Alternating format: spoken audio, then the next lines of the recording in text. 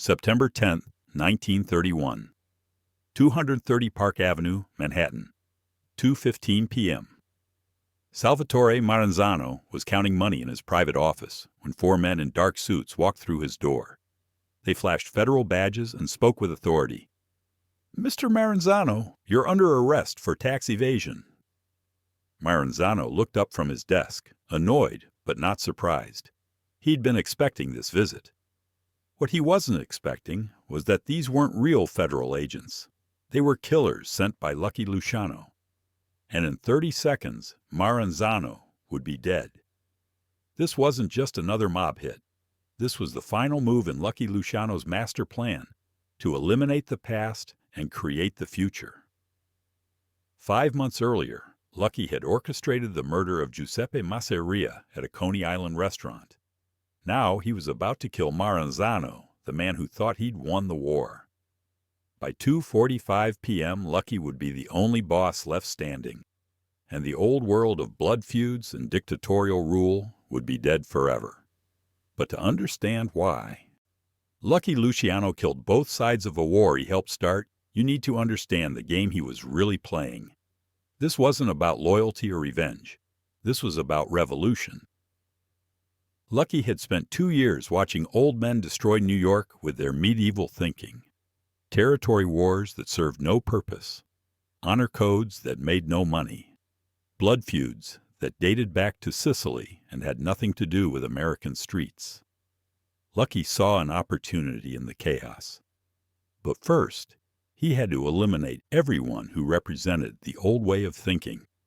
That meant Masseria. That meant Maranzano. That meant anyone who believed in the boss of all bosses system that had kept organized crime trapped in the past. The Castellamarese War had been raging for 2 years. On one side, Giuseppe Masseria, a brutal old-school boss who ruled through fear and violence.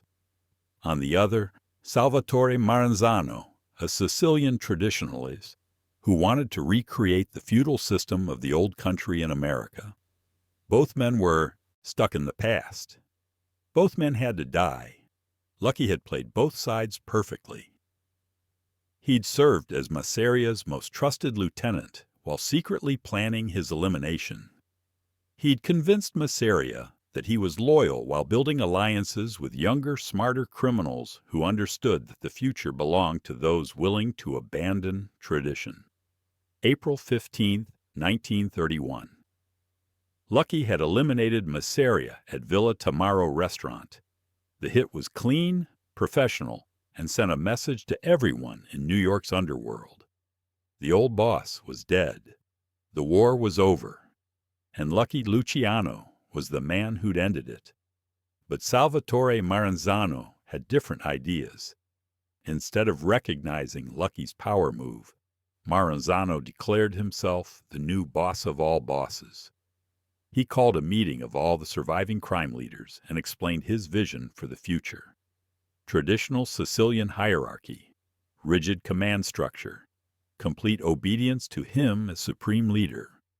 Lucky attended that meeting and played his role perfectly, respectful, submissive, grateful for Maranzano's leadership. He listened as Maranzano outlined his plans to reorganize New York's underworld according to ancient Sicilian traditions. He nodded agreement when Maranzano explained how tribute would flow upward and orders would flow downward. He even accepted a new position as one of Maranzano's lieutenants. But privately, Lucky was planning Maranzano's death. Maranzano represented everything Lucky wanted to destroy. He was old-world thinking in a new-world environment. He believed in hierarchy based on tradition rather than merit. He wanted to create a feudal system that would trap organized crime in the past forever. More importantly, Maranzano didn't trust Lucky. He'd heard rumors about Lucky's role in Masseria's death.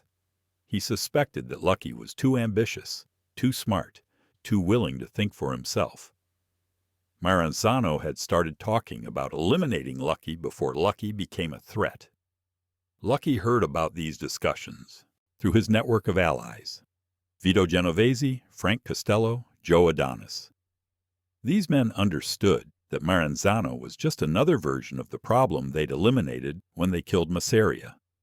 Different face, same medieval thinking. In August 1931, Lucky learned that Maranzano had put a contract out on him. The hit was supposed to happen in September.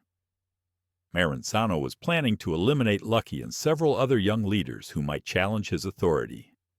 It was going to be another blood purge, another example of the senseless violence that had characterized the Castellamarese War. Lucky decided to strike first. The plan was brilliant in its simplicity. Instead of a traditional mob hit with guns blazing and bodies dropping, Lucky would use Maranzano's own paranoia against him. Federal agents had been investigating organized crime figures throughout the war. Maranzano was constantly worried about government attention. An arrest wouldn't surprise him. It would just annoy him. Lucky contacted 4 professional killers who had worked with him on the Masseria hit. But instead of sending them in as obvious assassins, Lucky had them pose as federal agents. They got fake badges, federal identification, and official-looking paperwork.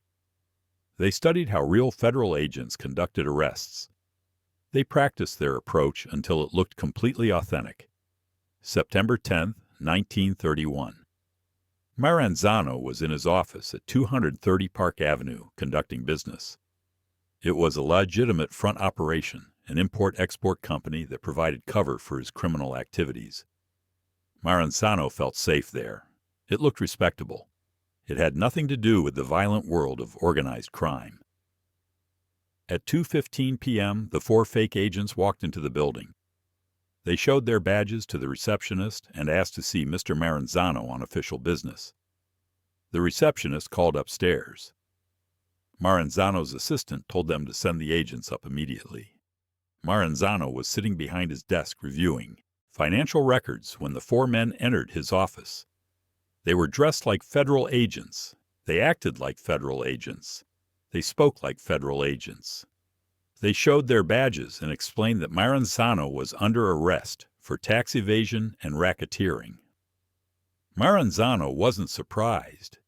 He'd been expecting government attention ever since the Castellamarese War had gotten so much newspaper coverage. He stood up slowly, reached for his jacket, and prepared to accompany the agents to federal court. "Mr. Maranzano," one of the fake agents said, "we need you to come with us for questioning." Maranzano nodded. "Let me get my lawyer on the phone." "That won't be necessary," the agent replied. "You can contact your attorney from federal court." Maranzano reached for his hat. As he turned away from his desk, one of the agents stepped forward and put a hand on his shoulder. "Mr. Maranzano, before we go, we need to search your office for evidence." That's when Maranzano realized something was wrong.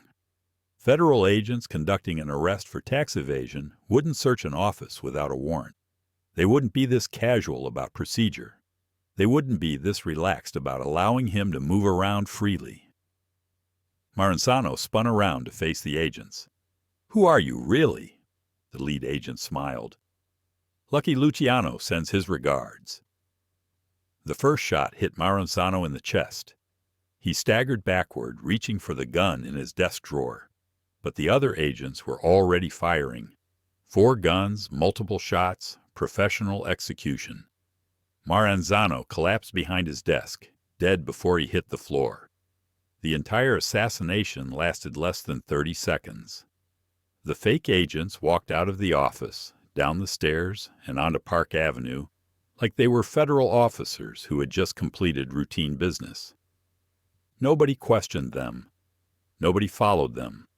Nobody suspected that they'd just eliminated the most powerful crime boss in New York.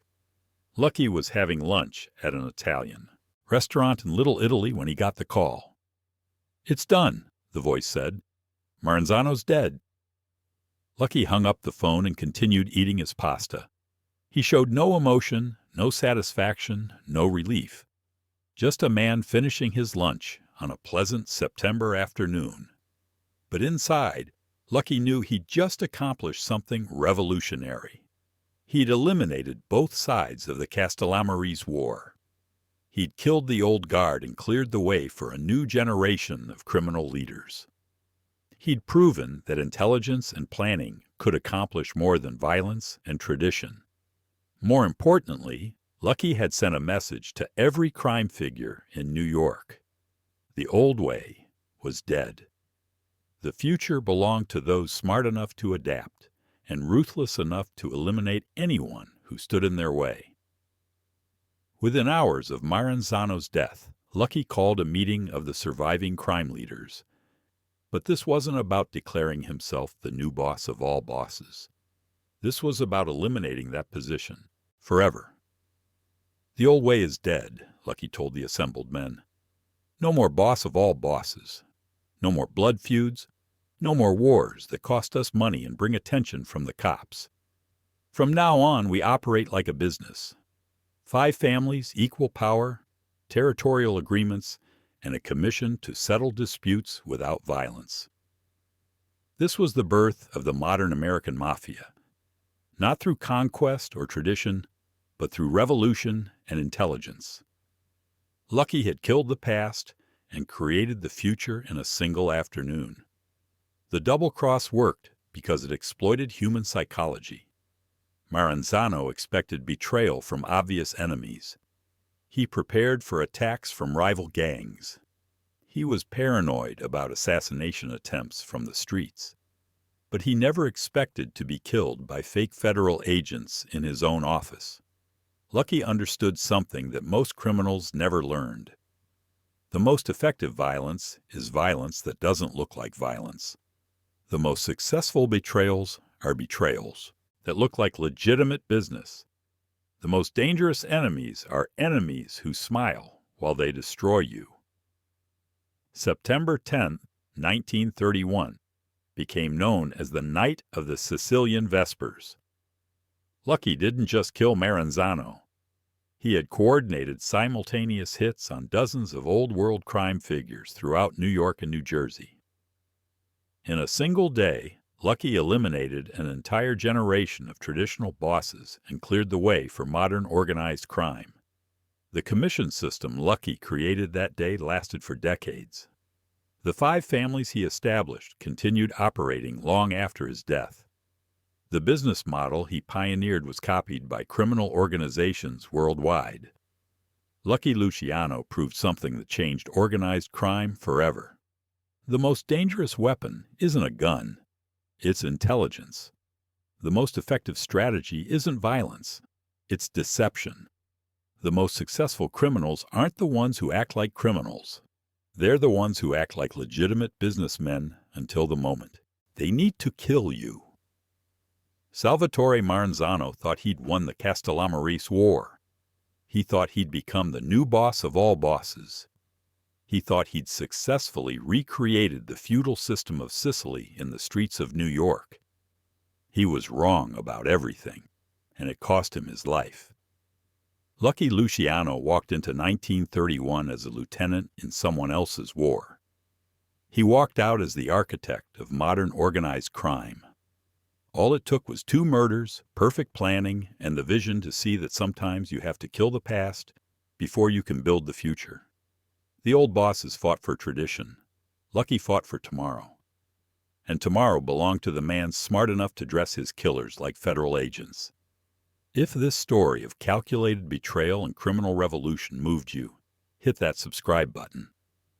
Drop a like if you understand that the most dangerous enemies are the ones you never see coming. Share this with someone who knows that sometimes evolution requires elimination. What would you have done if you were Maranzano? Let me know in the comments below.